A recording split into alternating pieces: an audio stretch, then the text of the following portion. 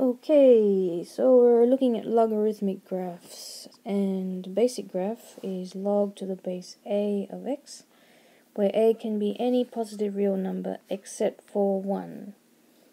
That makes sense because if you have 1 here, that's basically like saying 1 to the power of something is 1, which is really quite useless. Okay, so let's rub that off.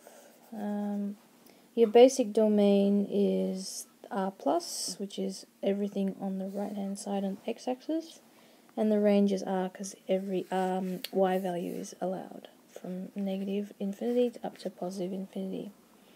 There is a vertical asymptote, and it is the y-axis, which is given the equation x equals 0, and the x-intercept is 1, 0, and there's one extra bracket in there, you have to ignore that. The reason why that is because when you put in x equals 1,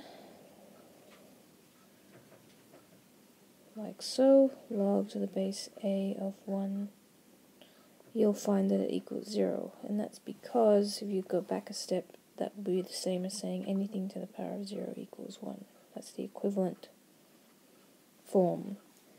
Incidentally, an extra information is if you take log to the base a of a, you'll get a value of 1, and that's because a to the power of 1 is a.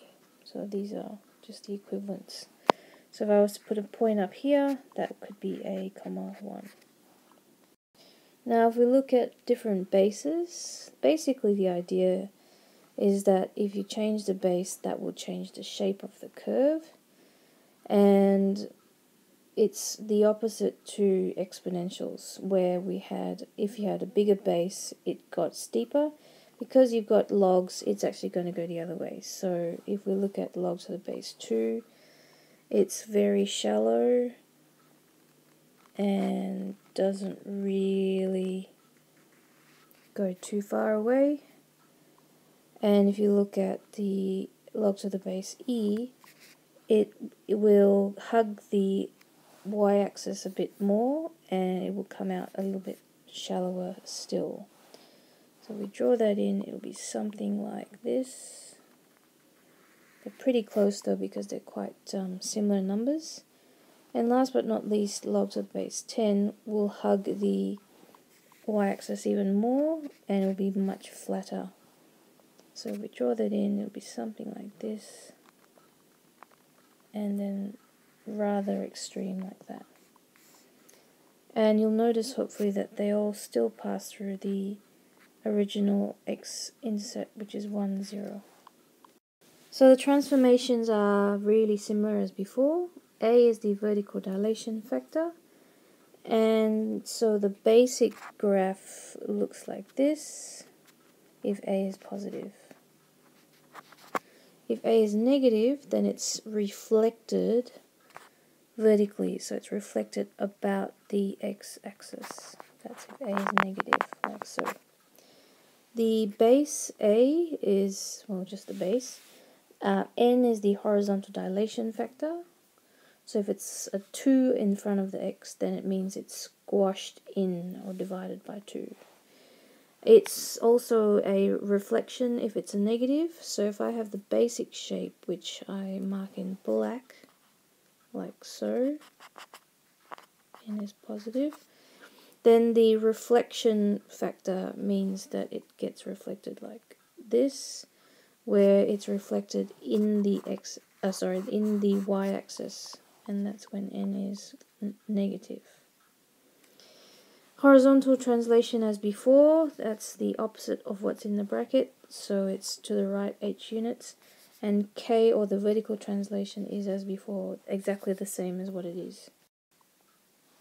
Okay, so the domain is everything to the right of h, that's the x equals h line, if n is positive, which is this case here, and it's everything to the left of h if n is negative.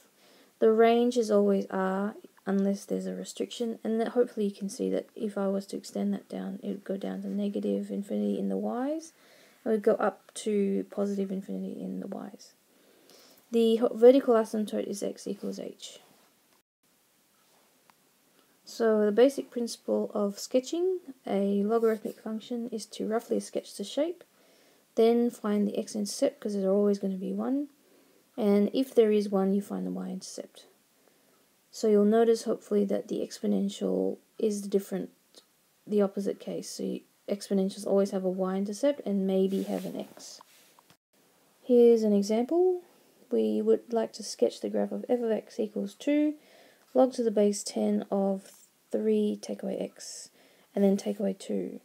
So if we start with a general form, and we write under it what our function is, everything's the same except I've changed this around to take out the factor of -1, which is n here, which means that you have x take away 3 left over. And if you want to check, if you expand this bracket, you'll get a -1 times x, which gives you the negative x there.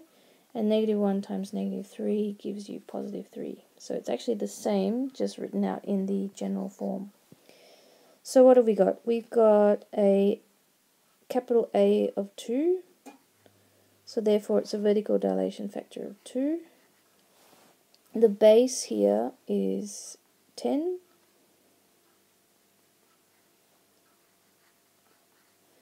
N is -1, so therefore there is a horizontal reflection, which means the rough shape has changed from this shape to that shape. And there is a horizontal translation, h equals 3, which means it moves 3 units right. So our asymptote has got to be x equals 3. And last but not least, our k value is -2, which means there's a downward shift of 2 units. So officially what we'd say is this gives you a horizontal translation of 3 units in the positive x direction, and this here gives you a vertical translation of 2 units in the negative y direction. So from our rough sketch, which has an asymptote of x equals 3, we can ascertain that the domain is everything to the left of 3, which means we can write 3 on the right and a -infinity on the left. Our range, or where the y values are allowed to be, is all of r, which is sensible, and the asymptote will just restate, which is x equals 3. So to find the x-intercept, you need to let y equal 0 and solve for x. So where y used to be, you put a 0, and you make it equal to the rest of the expression or the equation as before. Notice I'm using the original one, and basically because it looks easier, and also if you factorized it incorrectly, at least you'll be able to go back to the original and use the unfactorized version. So what we do first is we add 2 to both sides, like so. So that gives you 2 equals 2 log to the base 10 of 3 take away x. Then we can divide by 2, which gets rid of those, leaving a 1 behind. So you end up with 1 equals log to the base 10 of 3 take away x. And then if you were to raise everything to the power of 10, that's like kicking this 10 across up to here, making that the index, so it gives you 10 to the power of 1 equals 3 take away x. You can then evaluate that, that's just 10, so you end up with 10 equals 3 take away x, and you can do this little swap trick where the x moves over here, which gives you an x on the left, leaving the 3 behind, and you have to minus 10 from both sides, so you get 3 minus 10. So therefore x is -7. So your x-intercept is -7, 0. Now, to find the y-intercept, you would let x equal 0 and find y. So instead of x, we put a 0. So we have y equals 2 log to the base 10 of 3 take 0 minus 2. Now that gives me y equals 2 log to the base 10 of 3 take away 2, and I can't simplify that any further. That's actually the simplest version. I can, however, use a calculator to get an approximation. So I can write it as a y-intercept of 0, 2 log 10 of 3 take away 2 in exact form. Or, if I evaluate it, it's approximately negative 1.0458 if it's the rounded version. So this is to 4 decimal places. So here's the finished sketch. We have from previous work an X-intercept of negative 70 and a Y-intercept of 0, negative 1.0458, which you could have written as the original 0, 2 log to the base 10 of 3 take away 2. So what I tend to do is think about the scale, and for the x's I need to have negative 7 and 3 on the other side.